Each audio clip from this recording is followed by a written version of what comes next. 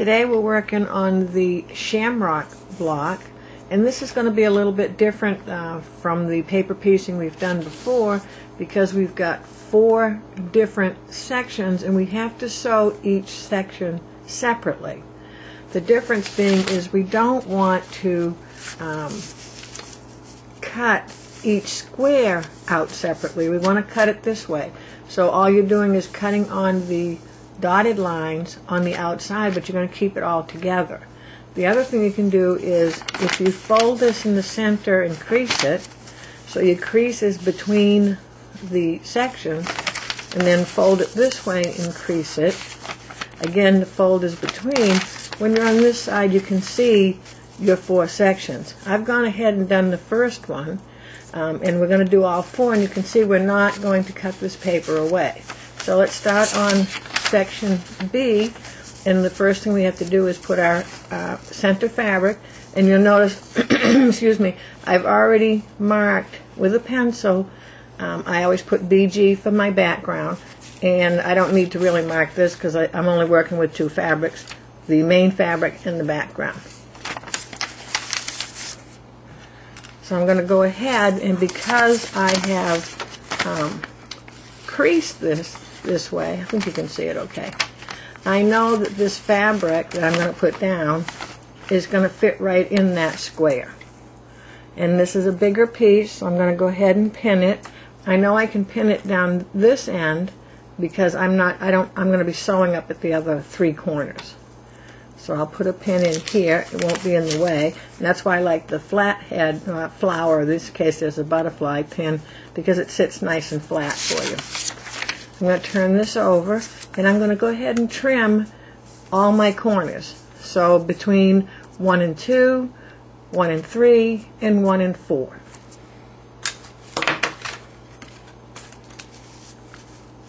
So I'm going to put my cardboard on, and if I put my cardboard or my postcard at the end of where my paper is, I know how far I need to cut up. So I don't necessarily have to cut and take away more from this fabric than necessary.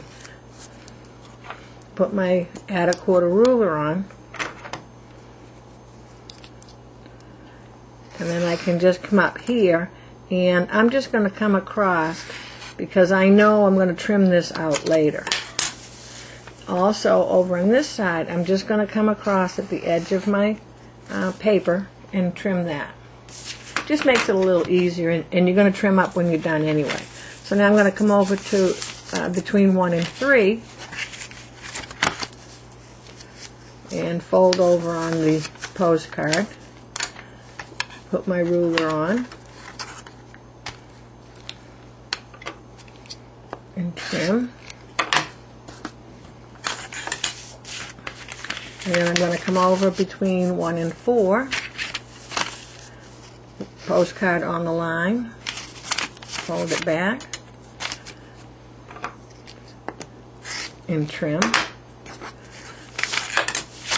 And now I'm ready to go ahead and sew all 3 sides with my background fabric. So I've got this little piece left. I'm going to keep going with it. And remember, this fabric was face up, so now I'm going to have this one is going to be face down. I'm going to start with between 1 and 2. I'm going to place my fabric, and I'm going to make sure my right side is down. I probably don't need a whole lot, so I'm going to go ahead and take this little edge here. And sometimes if you're not sure, if you just hold it like a 1/4 inch seam allowance and flip it over, just make sure all your sides are covered.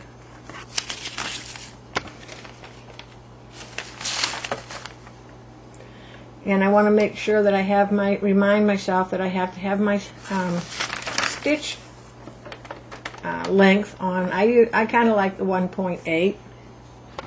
Come over here a little ways.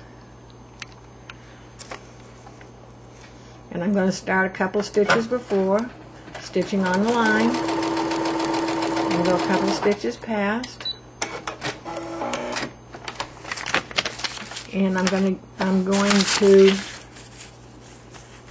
put that over, give a little crease, I have my little iron on my work table today, so I can use my little iron instead of using my, instead of using my wooden iron. I can use my regular one.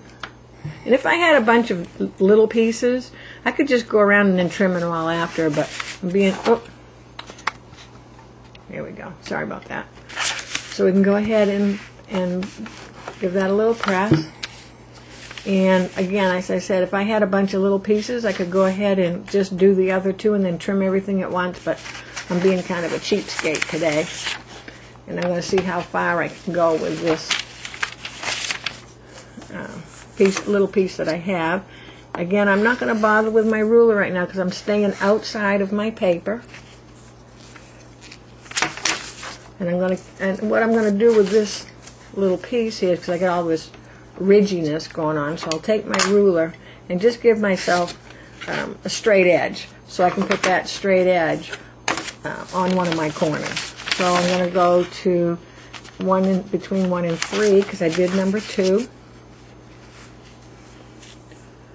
And I'm going to have to make sure this white on white's a little hard to see which side is up and which side is down, or right and wrong side.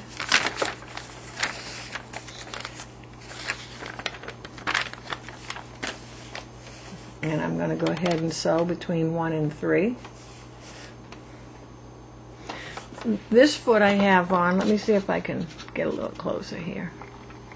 This foot I have on today is just my regular, I have a baby lock, so it's my regular J foot. And it has a little line, can you see the little niche right there? And so I can put that line and line it up with the line I'm trying to follow. So sometimes that might be easier than having an open toe foot. So I like to show you the options that we have. Let me just scroll back, zoom back.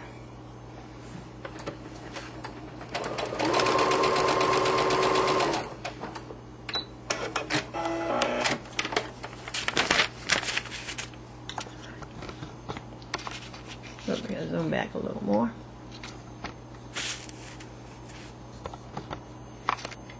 There we go.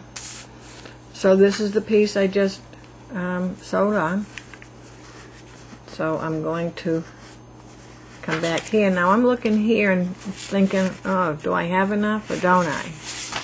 So I can see that I'm well past my where I'm going to trim at. So it's actually fine, but see how it looks a little funny that one's shorter than the other? Well, I'll show you in a minute. Let me just give that a little press and I'll trim it and I'll show you what I'm talking about. Now I've lost my postcard. Here we go.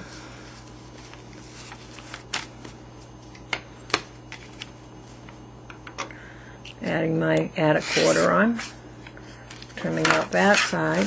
Then I'm going to turn this, and I got my pin there, so I can take that out, so that's not in my way anymore.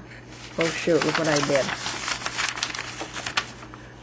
I folded back to the wrong line, and look, I trimmed off the whole piece I just sewed on. So this can happen to you. I went back and I folded here to trim it when I really should have gone out to my edge. So I wasn't paying attention there. So I'm going to stop and rip that seam out, put a new one on, and I'll be right back.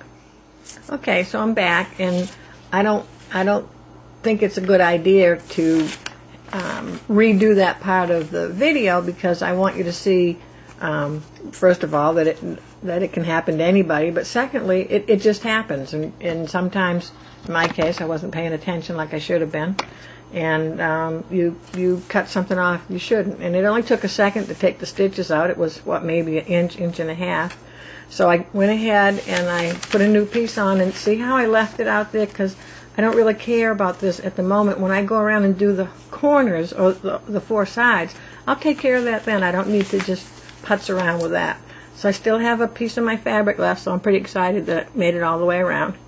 And I'm on the last side. So I'm doing between 1 and 4.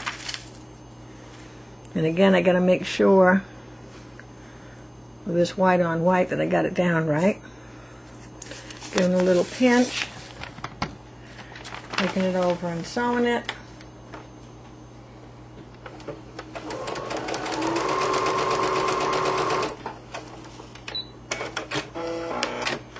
Okay, gotta move my tools out of the way, flip my board over. It's pressing on one side and cutting on the other. Here's my last side that I need to put out or flip over. I love this. This is my favorite little iron. It was hard to get for a while. That it seemed like they sold like hotcakes, and then you couldn't get one. So because it has steam, so you can hear the steam, which is nice in a small iron, and it's just the right size.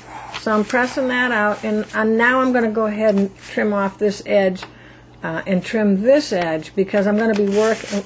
Here, let me get a little closer here. I'm going to be working. Here's the piece we just done. So I don't care about this side because I've already done this one, but I'm going to trim this one out of my way because I'm going to continue on and do these two in the same way I did the first two. So as soon as I get those done, I'll be back so I can show you what to do to get the 4 pieces together. I'm back, and before I do the last section, I just wanted to show you, because you may run into this same problem, is I didn't trim over here or in between here, so this piece is actually going over into the area where this one will be working, and it kind of throws your eye off a little bit. So I'm going to go ahead and trim down the center and down the center this way in both directions, so that we have to do it at some point anyway, so I might as well do it now, so it just makes it easier to do this block. So at any point when you're working on these, if you need to trim on the inside, go ahead and do it. It's okay. So what I want to do is take my my postcard, and I'm laying it on the solid lines of these two blocks, or these two sections. And I want to make sure I've got it folded over well.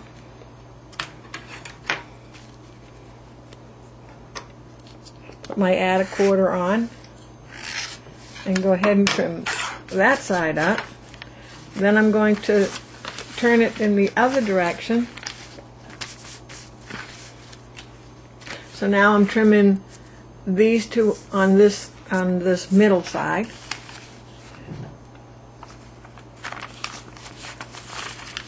And you can see how much excess fabric I have here. See, it must be good ½ inch, maybe even more. So that's what was getting in my way.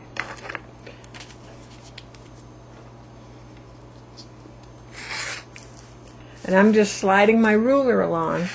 If I need to slide my postcard, I can do that, but it was fine. Let me get back at this beginning. And so now you can see I've got there's room in between each one. So now I can get this one done. So let me go ahead and get this one done, and then I'll show you how to finish up.